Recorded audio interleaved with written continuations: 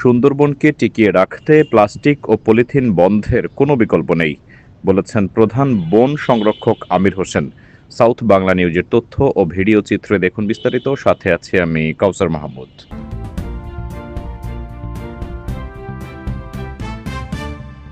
Polythene এবং একবার ব্যবহৃত প্লাস্টিক প্রকৃতির ব্যাপক ক্ষতি করছে, ধ্বংস করছে গাছপালা এবং ডাঙ্গা ও জলের প্রাণী।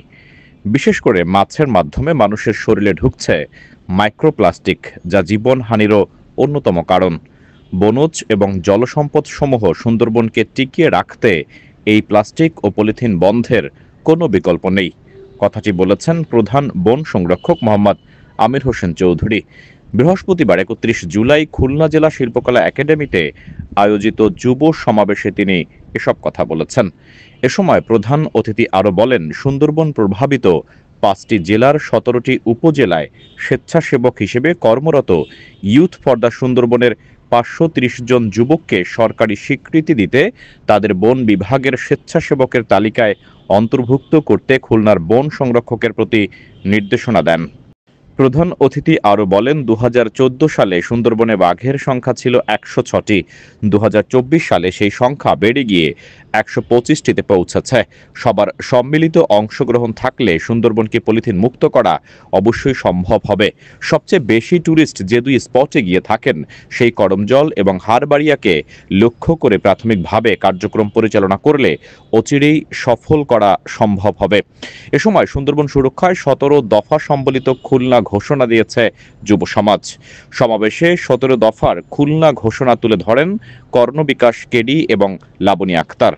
বেসরকারি সংস্থা রূপান্তরের নির্বাহী পরিচালক স্বপন কুমার গুহর সভাপতিত্বে সমাবেশে বিশেষ অতিথি ছিলেন খুলনার অতিরিক্ত জেলা প্রশাসক সার্বিক বিতান কুমার মণ্ডল, হেলভেটাস বাংলাদেশের head of program Shahriar Mannan এবং বন সংরক্ষক ইমরান আহমেদ। এ সময় উদ্দীপনামূলক সেশন পরিচালনা করেন ড্যাফোডিল ইন্টারন্যাশনাল বিশ্ববিদ্যালয়ের প্রফেসর ডক্টর সৈয়দ মিজানুর রহমান।